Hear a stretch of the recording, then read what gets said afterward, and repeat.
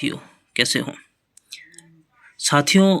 मैं कुछ जानकारी आपके समक्ष रखने आया हूँ और आप लोगों को मैंने कई वीडियो में बताया हूँ कि मैं जितनी भी जानकारी जो प्राप्त करता हूँ मेरे गुरु के माध्यम से मैं करता हूँ। और साइंस जर्नी चैनल है, उन्हीं के माध्यम से मैं कुछ जानकारी प्राप्त कर लेता हूँ। तो आज जो जानकारी मैंने प्राप्त करी है दोस्तों, तो उस पर हम बात करेंगे। तो आप लोग वीडियो के साथ बने रहिए और जो बात मैं कहता हूँ उसको विस्तार से समझिए दोस्तों, ठीक है ना। तो आप लोग देख सकते हो मैंने जो कुछ जानकारी मिली है, हिस्ट्रिकल जानकारी, तो उस मैंने इस यहाँ पर इस देख सकते हो आप, इस काफ़ी के ऊपर मैंने उस सारी बातों को उतार दिया हूँ। और अब मैं आप लोगों से बात करने जाता हूँ कि आखिर क्या बताया गया है। और मैं यहाँ पर नाम लिखा हूँ, ये देख सकते हो आप लोग। जो ब्राह्मणवादी युग आज से करीबन 800 साल पहले 800 साल पहले की बातें हैं। और अब साइंस जर्नी के चैनल के माध्यम से कुछ जानकारी मैं प्राप्त किया हूँ, तो क्या बताते हैं ज़रा आप भी सुन लीजिए। तो दोस्तों कहा गया है कि सिंधु घाटी के पूर्व, सिंधु घाटी जो सिंधु सभ्यता है उसके पूर्व क्या हुआ था, उससे पूर्व में तो कुछ विशेष जानकारी नहीं मिलती है, क्योंकि वहाँ पर जो है सिंधु घाटी सभ्यता की जो जानकारी है वो अगर हम किसी के माध्यम से अगर खोजेंगे तो सिर्फ वो पत्थरों के माध्यम से ही खोज सकते हैं, पत्थर से कुछ बने औजार से ही मालूम कर सकते हैं। और वहाँ पर कुछ ऐसा ठोस प्रमाण नहीं मिलता है। पर आज हम बात करेंगे सिंधु घाटी, जो सिंधु सभ्यता है वहाँ की। तो सिंधु सभ्यता की जो ये समय रहा है वो रहा है 4500 से 3500 साल पहले, यानी कि 4500 से 3500 साल पूर्व तक चला है। और वहाँ पर जो है सिंधु सभ्यता में जितने भी निर्माण हुए हैं तो ये काल इस किस्म में ये हुए हैं। और आगे जब 4500 साल से 3500 साल तक चला है ये सिंधु सभ्यता वाला जो नगर है ये चला, उसके बाद जो है इसमें बदलाव आ जाता है। क्योंकि जब यहाँ 4500 साल से 3500 साल तक जब कोई नगर चलता है, विकास की ओर बढ़ता है, तो कुछ न कुछ बदलाव अवश्य मिल जाता है। तो बदलाव मिला है यहाँ पर बीच में बदलाव हो गया है। 3500 से 2600 साल जो इस युग यानी इस काल का नाम दिया है अंधकार, यानी कि यहाँ पर कुछ ऐसे सिस्टम बने जा रहे थे, नए ऐसे कुछ सिस्टम का निर्माण हो रहा था, जो कि जैसे कि जो सिंधु सभ्यता के जो लोग हैं वो बुद्ध में कन्वर्ट हो रहे थे। मतलब आप लोग समझ सकते हो कि बुद्धों के अंदर कन्वर्ट हो रहे थे लोग, यानी कि उन लोगों के अंदर इतनी ज़्यादा बुद्धि आ गई थी, इतनी ज़्यादा बुद्धि आ रही थी कि वो स्वयं को बुद्ध कह रहे थे, सिंधु सभ्यता के लोग, ठीक है। यानी कि इस अंधकार के समय में ये परिवर्तन हो गया था, लोग बहुत बदल गए थे। पहले से ही तो वो लोग 4500 साल से 3500 साल में बहुत कुछ काम कर लिए थे, बहुत आगे पहुंच गए थे, वो लोग निर्माण भी कर लिए थे, परंतु और भी ज़्यादा ज्ञान बांटना था भारत में। तो उसके आधार पर ये जो है अंधकार वाला समय जो है आप लोग देख सकते हो, अंधकार युग 3500 से 2600 साल का जब ये रहा है, तो इसमें ये जो सिंधु सभ्यता के जो लोग हैं वो कन्वर्ट हो रहे थे। और पूरी तरह से जब कन्वर्ट हो गए लोग, तो ये 2600 यानी कि बुद्धा युग, यानी कि बुद्ध काल चल गया था। बुद्ध युग में जब 2000 ये 2600 से 800 साल तक जो है इनका चलायमान हुआ था। तब देखो हाँ ये देखो, ये मैंने यहाँ पर लिखा हूँ बुद्धा युग, ठीक है, 2600 से 800 साल पूर्व, यानी 800 साल से पूर्व पूर्व जो है बुद्ध काल चला था। और उसमें जो है पूरी तरह से जो है ये बुद्धों की मूर्तियाँ और शिल्पकला और कुछ लिखित प्रमाण जो शिलालेख पर, तो ये सारा चीज़ें जो है इस युग में हो रहा था, यानी बुद्ध काल में ये सारा सिस्टम जो है हो रहा था दोस्तों, ठीक है ना। तो अब उसके बाद एक बात यहाँ पर आती है, देखो मैंने यहाँ पर भी एक नाम लिखा हूँ यहाँ पर, ब्राह्मणवादी युग 800 साल से पूर्व, यानी कि 800 साल से ही आज से 800 साल पूर्व, मतलब 800 साल पूर्व से लागू हुआ था, यानी ठीक है ना, आज से करीबन 800 साल पूर्व ब्राह्मणवादी काल, ठीक है, यहाँ से ये लागू हो गया था 800। अब यहाँ पर एक चीज़ आती है, लोग तो ये भी कहते हैं कि वैदिक सभ्यता जो है 1500 ईसा पूर्व में लगा हुआ था, 1500 यानी आज से करीबन 3500 साल पहले ये अंधकार युग बताया गया ना यहाँ से जो है। तो लोग ये भी कहते हैं कि 1500 ईसा पूर्व से वैदिक सभ्यता का निर्माण हुआ था, यानी कि जो वैदिक सभ्यता है वो 1500 ईसा पूर्व में लागू हो चुका था, ठीक है। परंतु यहाँ पर जो है 1500 ईसा पूर्व में ये अंधकार युग चल रहा था, यानी कि जो लोग सिंधु सभ्यता के जो लोग हैं वो बुद्धों में कन्वर्ट हो रहे थे, यानी कि उन लोगों के अंदर ज़्यादा बुद्धि आने की वजह से वो बुद्ध में कन्वर्ट हो रहे थे, ठीक है।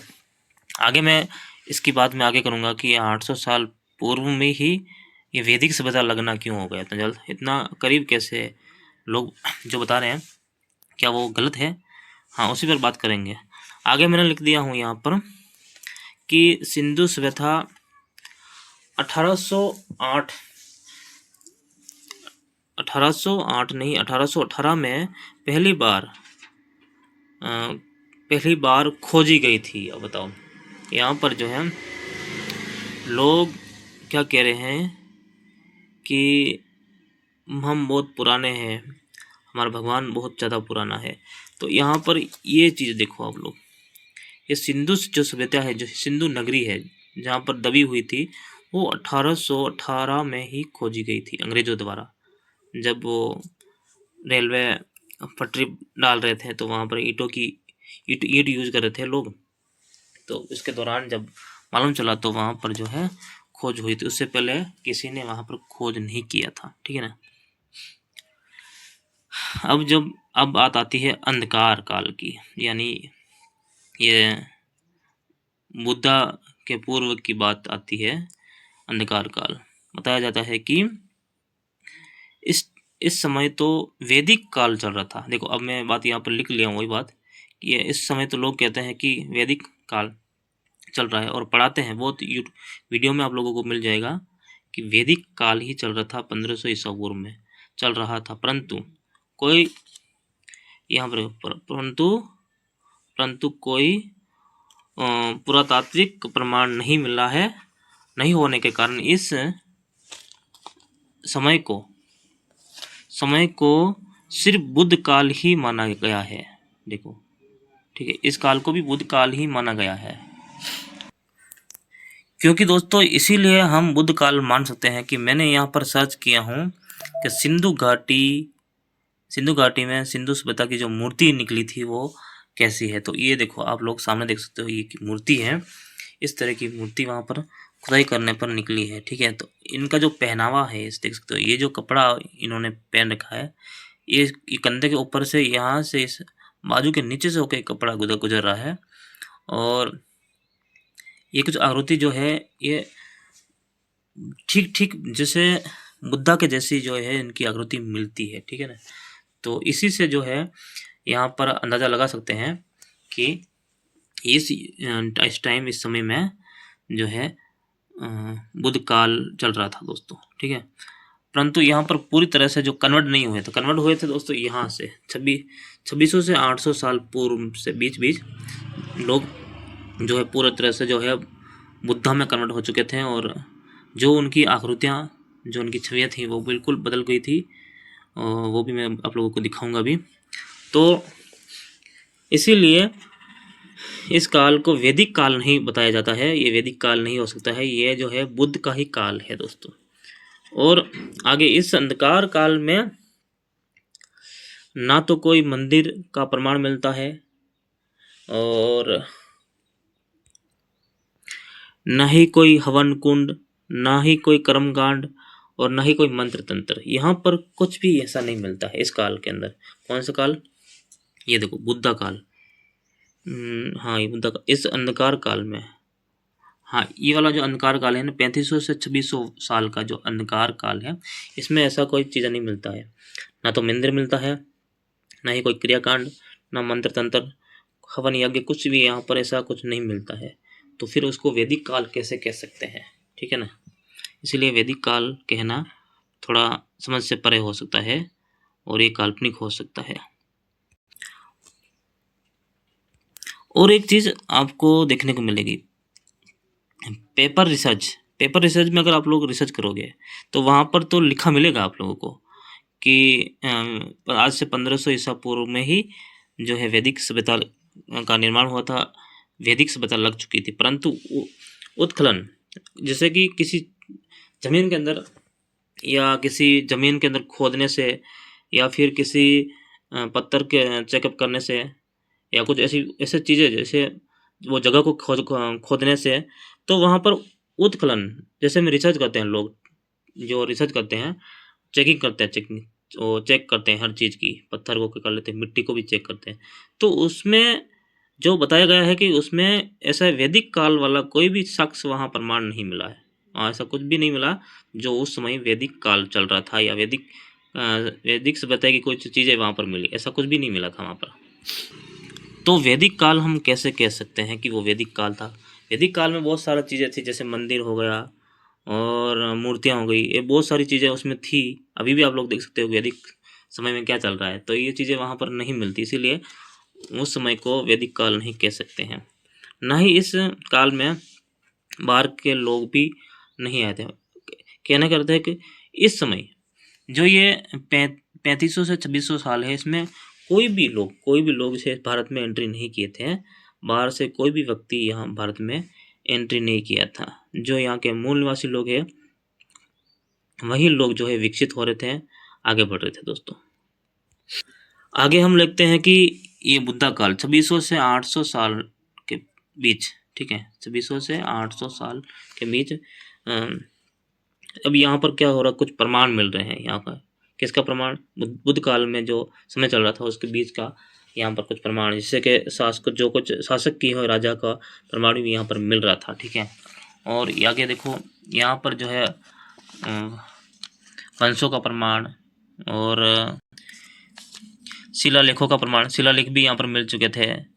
और यहाँ पर कुछ नगर थे, जिस नगरों का भी प्रमाण यहाँ इस काल में मिल रहा है, बुद्ध काल में। और विदेशी और देसी लिखित नोट प्रमाण भी मिल रहे थे दोस्तों। किस में मिल रहे थे? ये मिल रहे थे इसमें, बुद्ध काल में। यहाँ इसमें सारी चीज़ें यहाँ पर प्रमाण द्वारा मिल रहे थे, परंतु जो है वैदिक सभ्यता का कुछ भी यहाँ पर कोई प्रमाण, कोई साक्ष्य नहीं मिल रहा था। आगे बढ़ते हैं, क्या बोलता आगे मिल जाए। हर एक वंश, नाग वंश, नंद वंश, मौर्य वंश, न ही वर्ण व्यवस्था का कोई जिक्र मिल रहा था, न ही वेद और न ही संस्कृत का प्रमाण मिल रहा था। मतलब कहने का अर्थ है कि यहाँ पर जो है इस वक्त, बुद्ध के वक्त भी यहाँ पर किसी भी चीज़ का आगमन या कुछ शास्त्र पुराण कुछ भी यहाँ पर नहीं मिल रहा था, ना ही कोई वंश मिल रहा था।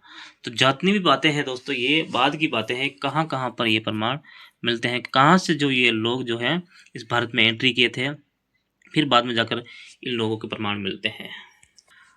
और आगे लिखा हूँ, ना ही यहाँ पर ब्रह्मा विष्णु महेश का कोई प्रमाण मिल रहा था। और कब तक? कि जब तक ये 2600 साल से 800 साल के बीच बुद्ध काल चल रहा था, बुद्ध युग चल रहा था, उसके बीच यहाँ पर न ही ब्रह्मा विष्णु महेश का कोई प्रमाण मिलता है। तो इसका अर्थात है कि यहाँ ये 2600 से 800 के बीच प्रमाण नहीं मिलता है, तो ये 800 से फिर ये 2025 के बीच का जो प्रमाण है, इसी में दोस्तों ये जो सारा सिस्टम बना है, इसमें ये ब्रह्मा विष्णु महेश बने होंगे और इसी हजारों सालों में सारा निर्माण हुआ होगा। तो आगे बढ़ते हैं, आगे क्या मिलता है। अगर सिर्फ मिलता है तो सिर्फ बौद्ध स्तूप मिलता है और पहली सदी में बुद्धों की मूर्तियां भी मिलना शुरू हो चुकी थी। पहली सदी, नंबर 1 सदी, जिसमें बुद्धों की मूर्तियां भी मिलना शुरू हो चुकी थी, परंतु वहाँ पर कुछ और चीज़ें नहीं मिल रहा था। तो आखिर ये कहाँ पर थी, ये सारी चीज़ें जो कहाँ पर मिल रही थी वो भी तो देख लेते हैं ना ज़रा। तो आगे नंबर 5 मैंने यहाँ पर डाल दिया हूँ, ये देखो नंबर 5 ब्राह्मणवादी लोग। और अगर देखा जाए तो यहाँ पर क्या मिलता है, इस काल में क्या मिल रहा है, 2600 से 800 साल के बीच क्या मिल रहा है। तो यहाँ पर मिल रहा है बौद्ध स्तूप और पहली सदी से बुद्ध की मूर्तियां मिलना भी शुरू हो जाती है, ये देखो। और आगे देख सकते हो, आगे 5 नंबर, ये देखो 5, और 5 नंबर में मैंने यहाँ पर क्या लिखा हुआ हूँ, ब्राह्मणवादी काल 800 साल से पूर्व से 2026 तक, ठीक है। यहाँ पर जो है, अब यहाँ पर वैदिक सभ्यता का निर्माण जो है यहाँ से शुरू हो जाता है। और इसमें अब यहाँ पर जो है क्या बताया गया है कि ब्राह्मणवादी काल में, इस काल में बुद्ध शासक खत्म हो जाता है, यानी कि जो अब यहाँ पर क्या हो रहा है कि जो बुद्ध शासक था, जो पूरी तरह से जो है इनका पतन हो जाता है और यहीं से दोस्तों शुरू होता है वैदिक काल। वैदिक काल जो है यहीं से, यानी कि 800 साल पहले, ठीक है, यहाँ से जो है पूरी तरह से जो है बुद्ध शासक था, जो बुद्ध की जो सारी जो बातें हैं वो यहाँ से जो है समाप्त हो जाती है और यहीं से शुरू होता है वैदिक काल। तो अब इस काल से क्या हो रहा है, 10वीं सदी के बाद मंदिर बनने शुरू हो गए थे। पहले जो लोग थे वो क्या कर रहे थे, वो इस चीज़ों को समझ तो रहे थे, परंतु भारत के अंदर बुद्धों का राज था, तो ये सिर्फ बुद्धों का ही चलता था। तो ये जो वैदिक सभ्यता वाले लोग हैं इनका नहीं चल रहा था।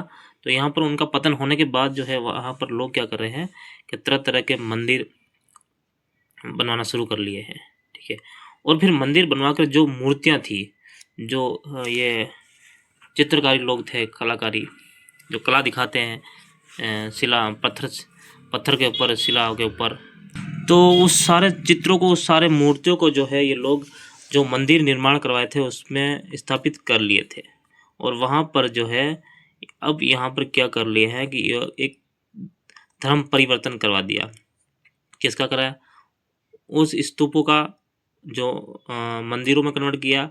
फिर जो मूर्तियाँ थी, जो बुद्धों की, जो महान लोगों की, बौद्ध लोगों की, वो जो मूर्तियाँ थी उनको भी क्या किया कि उनको हिंदू धर्म में के अंदर कन्वर्ट कर दिया और वहाँ के देवी देवता बना लिए थे उन लोग, ठीक है ना, स्थापित करके और अपना भगवान बना देते हैं लोग, ठीक है। अब बात आती है दोस्तों, यहाँ पर एक बात आती है कि एक प्राचीन एक मूर्ति मिलती है, प्राचीन मूर्ति। जब वो मूर्ति निकलती है आज से करीबन, ये सिंधु सभ्यता के लोगों ने बनाई हुई मूर्ति है, जो सिंधु सभ्यता से, जो सिंधु घाटी जब खोदा गया तो उसके अंदर जो है एक मूर्ति मिली है। मैं आप लोगों को वो मूर्ति दिखा देना चाहता हूँ, जैसे मैंने एक चित्र भी बना रखा हूँ, यहाँ पर देख सकते हो। ये साइड में सब पशु खड़े हैं, जीव जंतु पशु, और बीच में जो है एक ये आकृति है, चित्र देख सकते हो। ये मूर्ति नहीं कह सकते इसको, हम एक चित्र कह सकते हैं। ये पत्थर के ऊपर एक खुदवाया हुआ एक आकृति, एक चित्र है, और इसको हम मूर्ति नहीं कह सकते कि मूर्ति का आकार का नहीं है। तो जैसे मैंने यहाँ पर आकृति बनाई, यही मैं इसमें सर्च कर लिया हूँ और ये देख सकते हो आप। तो अब इसमें क्या हो रहा है कि ये जो आकृति है, ये जो चित्र है, ये 4500 साल सिंधु सभ्यता का है, सिंधु नगरी का है दोस्तों। तो वहाँ पर ये खुदाई करने के बाद ये निकला है, पत्थर के ऊपर ये खुदाई हुई है। तो इस पर देखो, इस पर जो है चित्र देखो, ये पशु है आसपास चारों तरफ, और ये बीच में बैठा एक व्यक्ति है जो कोई सिंधु सभ्यता का जो कोई राजा रहा होगा, तो उसका नाम कुछ घोषित कर रखा होगा, मैं इसका भी नाम बाद में देख लूँगा। तो यहाँ पर तो लिखा आ रहा है कि सिंधु सभ्यता का इतिहास, प्रमुख नगर का कुछ राजा रहा होगा ये। तो अब ये लोग क्या किए हैं, जब ये 10वीं सदी के बाद जब मंदिर बना लिए हैं लोग, मंदिर बनने के बाद जो बुद्धों की जो मूर्तियाँ थी उसको हिंदू में बदला, और फिर उसमें भगवान देवी देवता बना लिया। और उसके बाद जब है ये, जब यही वाले जो एक ये आकृति है, इसको क्या किया है कि बोल दिया है कि ये पशुपतिनाथ है, ठीक है, पशुपतिनाथ। इसको ये साइड में जो पशु दिख रहे हैं ना, पशु, तो ये बोल रहे कि पशुपतिनाथ है। और इसी चित्र को देखकर जो है, इसी चित्र को देखकर, इसी आकृति को देखकर जो है भगवान शिव की आकृति बनाई और फिर मूर्ति में कन्वर्ट किया और फिर देवता बना लिया। तो यहाँ पर मैं क्या लिख रहा हूँ, ये जो आकृति है ये मिली है सिंधु सभ्यता से निकली आकृति, ठीक है। इसके चारों ओर ये जानवर पशु खड़े हैं। और लोगों ने क्या किया फिर, वैदिक लोगों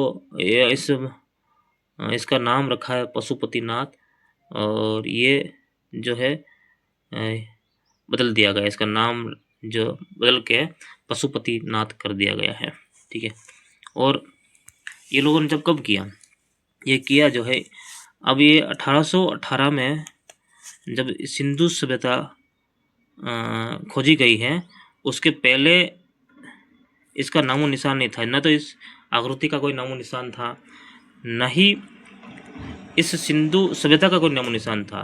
तो फिर लोग जो है इसके अंदर इतने बड़े बड़े भयंकर तरीके से जो देवी देवता बताए गए हैं, तो फिर ये इन चीज़ों की खोज क्यों नहीं कर पाए थे, क्यों नहीं सिंधु सभ्यता की खोज कर पाए थे, क्यों नहीं इस आकृति की खोज कर पाए थे। जब ये किसी अंग्रेजों द्वारा ये खोजा गया 1818 में सिंधु सभ्यता, और फिर इसमें बाद में ये इसमें आकृतियाँ निकली है, तो फिर बाद में ये लोग जो है इन चीज़ों को बदल रहे हैं। वो भी कब बदल रहे हैं कि ये कम से कम 10वीं सदी में जो लोग ये लोग हैं इन चीज़ों को बदल रहे हैं, ठीक है। देखो इस तरह से जो है बदल रहे हैं 10वीं सदी 11वीं सदी में, ठीक है। तो ये कितना मतलब एक हेरा फेरी कर रहे हैं।